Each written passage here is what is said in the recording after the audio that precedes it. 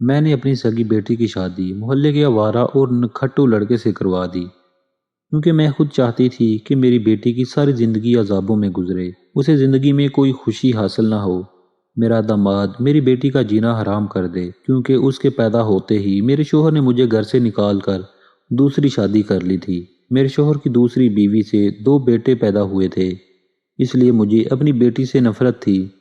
ایک روز میرا شوہر آیا اور میرے پیروں میں گر کر معافی مانگنے لگا، کیونکہ اس کے بیٹوں نے اسے گھر سے نکال دیا تھا۔ اب وہ اپنی بیٹی اور میرے ساتھ رہنا چاہتا تھا۔ وہ اپنی بیٹی سے بھی معافی مانگنا چاہتا تھا۔ میں اسے اس کی بیٹی کے گھر لے گئی، مگر بیٹی کو دیکھ کر ہم دونوں کے کلیجے پھٹ گئے۔ یہ دیکھ کر میری جان نکل گئی۔ جب داماد میں میری بیٹی کو میرا نام مریم ہے، اپنے ماں باپ کی اکلوتی بیٹی ہوں اور گاؤں کے رہنے والی ہوں۔ میرے ابا کی تھوڑی سی زمین تھی، جس کی وجہ سے ہمارے گھر کا نظام چل رہا تھا، مگر آج ہم گاؤں چھوڑ کر شہر جا رہے تھے تاکہ میں اپنی تعلیم جاری رکھ سکوں۔ میں نے میٹرک تک تعلیم گاؤں کے ایک اسکول میں ہی حاصل کی تھی۔ ابا نے میری وجہ سے شہر میں ایک مکان لے لیا تھا، وہ بھی میرے ساتھ شہر میں ہی رہنا چاہتے تھے۔ ابا نے میرا داخلہ شہر کے ایک بڑے کالج میں کروا دیا۔ میں نے جلدی کالج کے ماحول کو اپنا لیا، وہاں لڑکیاں میری دوست بھی بن گئیں۔ میرا پورا دھیان پڑھائی پر تھا اور دیکھتے ہی دیکھتے میں نے BA کر لیا۔ اب میرے والدین میری شادی کرنا چاہتے تھے، وہ مجھے مزید آگے نہیں پڑھانا چاہتے تھے۔ تبھی میری کلاس فیلو نے اپنے بھائی کے لیے اپنی امی کو میرا رشتہ لینے گھر بھیج دیا۔ اماں ابا اچھی طرح تسلی کر کے ہاں کر دی۔ میں نے جب اپنے ہونے والے شوہر کو دیکھا، وہی میرے خوابوں کا شہزادہ لگا، اور پھر 3 ماہ بعد ہی میری شادی ہو گئی۔ میں دلہن بن کر اسد کے گھر آ گئی تھی۔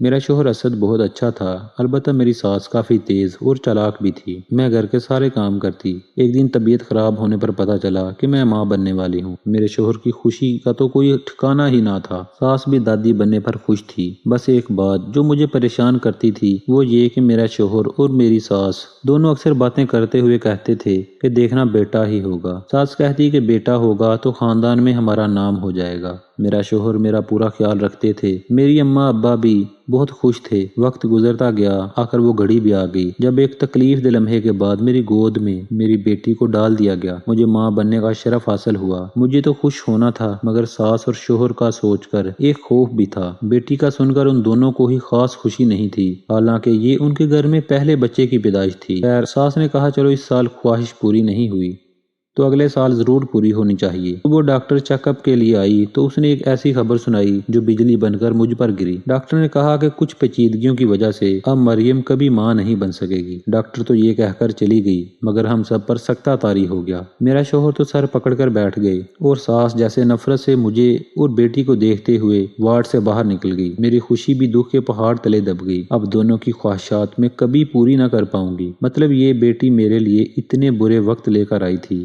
گھر میں خوشی ہونے کی بجائے خاموشی کے بادل چھائے ہوئے تھے۔ نہ ساس کو میری پرواہ اور نہ شوہر کو فکر تھی۔ میں نے شوہر سے بات کرنا چاہی کہ اس میں میرا کیا قصور ہے؟ شکر کرو خدا نے اولاد کی نعمت تو دی ہے، پھر اتنی بے دلی کیوں دکھا رہے ہو؟ مگر انہیں تو اماں کی فکر تھی، ان کی خواہشات پوری نہ ہونے کا غم تھا۔ نہ ساس بچے کو اٹھاتی، نہ ہی شوہر بیٹی کو پکڑتے۔ میں ہی چلے میں کام کرتی اور بیٹی کو سنبھالتی۔ مجھے لگنے لگا تھا کہ میری بیٹی ہنا منحوس ہے، اس کے آنے سے میں شوہر کی توجہ سے محروم ہو گئی ہوں۔ ابھی دل کرتا اسے بہت ماروں، اپنا سارا غصہ اس پر نکال دوں، مگر پھر رک جاتی کہ معصوم ہے۔ بس میں منفی اور مثبت سوچوں کے درمیان کھلونا بنی ہوئی تھی۔ بڑا مشکل وقت تھا۔ جوں جوں وقت گزرتا جا رہا تھا اور ہنا بڑی ہوتی جا رہی تھی، شوہر اور ساس کی نفرتیں میرے ساتھ بڑھتی جا رہی تھی۔ میں ہنا کو مجبوری میں پال رہی تھی۔ اکثر اسے روتا دیکھ کر میں خود بھی رونے لگتی۔ میری اماں ابا کو میری ایسی حالت کا زیادہ پتہ نہیں تھا۔ ابا کو پتہ لگتا تو انہوں نے مجھے گھر میں ہی بٹھا لینا تھا۔ ایک دن اماں آئی اور انہوں نے خواہش ظاہر کی کہ وہ مجھے چند دنوں کے لیے گھر لے جانا چاہتی ہے۔ ساس نے بڑی بے دلی سے کہا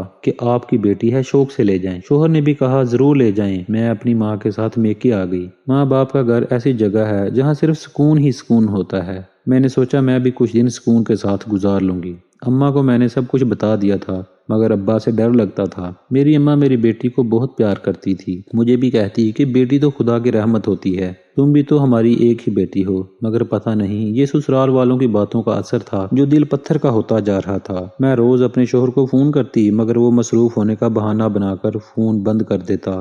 اسد بیٹی کو تو جیسے بھول ہی گئے تھے۔ میرے لیے ان کا یہ رویہ بہت تکلیف دہ تھا، مگر کیا کر سکتی تھی۔ ایک ہفتے بعد میں نے اپنے شوہر کو کہا مجھے آ کر لے جائیں، مگر انہوں نے ٹال مٹول کر دیا۔ اس طرح 2 ہفتے گزر گئے۔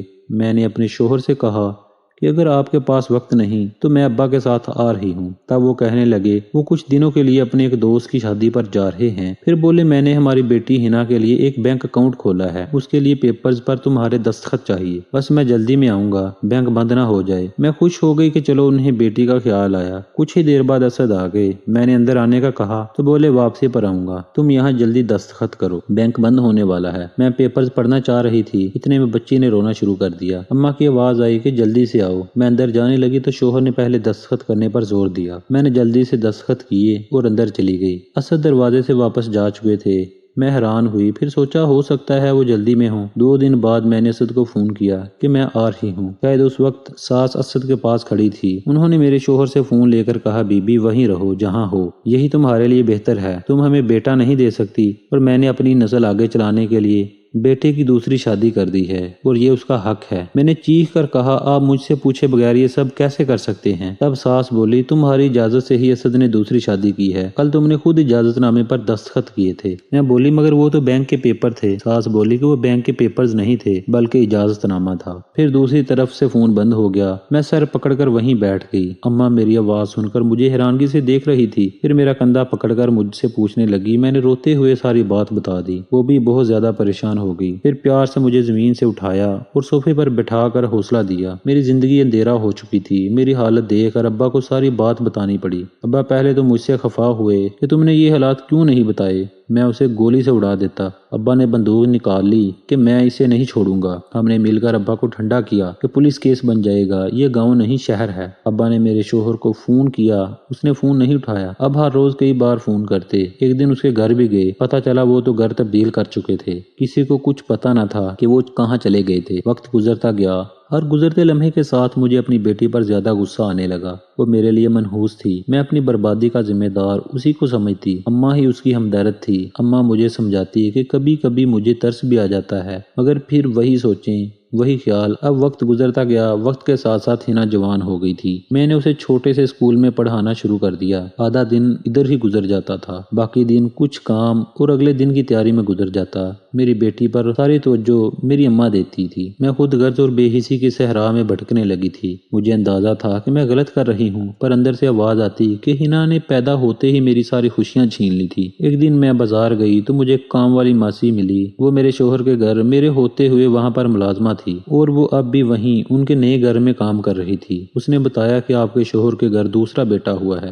وہ بہت خوش ہے۔ وہ میرا اب بھی شوہر تھا کیونکہ ابھی تک میں اس کے نکاح میں تھی۔ اس نے یہ احسان کیا تھا کہ مجھے طلاق نہ دی تھی، یہ دبا میرے دامن پر نہیں لگا تھا، اور کبھی کبھی وہ بیٹی کے لیے کچھ رقم بھی بھیج دیتا تھا۔ پہلے تو میں نے یہ پیسے لینے سے انکار کیا تھا، مگر بعد میں اماں نے سمجھایا تمہارا یہ حق ہے، بچی کا خرچہ لینا چاہیے۔ تب سے میں نے اس پر بھی اعتراض کرنا چھوڑ دیا تھا۔ اب کام کرنے والی کے منہ سے دوسرے بیٹے کا سن کر دل کو بڑی تکلیف ہوئی تھی۔ خدا نے مجھے بیٹا کیوں نہیں دیا، میں آج اپنے شوہر کے ساتھ ہوتی، اگر میرا بھی بیٹا ہو۔ وقت گزرتا گیا، میری بیٹی اب 10ویں کلاس میں تھی۔ اماں ابا بھی بوڑھے ہو گئے تھے۔ مجھے آس پڑوس والوں نے کہا ابھی سے اپنی بچی کے لیے رشتہ دیکھنا شروع کر دو، اچھا رشتہ ملنے میں وقت لگتا ہے، اور ویسے بھی بچی کا باپ کون سا سر پر ہے، جو کرنا ہے تم نے کرنا ہے۔ میں تو خود بھی چاہتی تھی کہ جلد سے جلد اس منحوس کو گھر سے رخصت کر دوں، کیونکہ اسے دیکھ کر مجھے اپنے شوہر اور ساس کی ساری باتیں یاد آ جاتی تھی اور میرے زخم پھر سے ہرے ہو جاتے تھے۔ میں نے 1-2 ملنے والیوں کو کہا کوئی بھی رشتہ لے آؤ،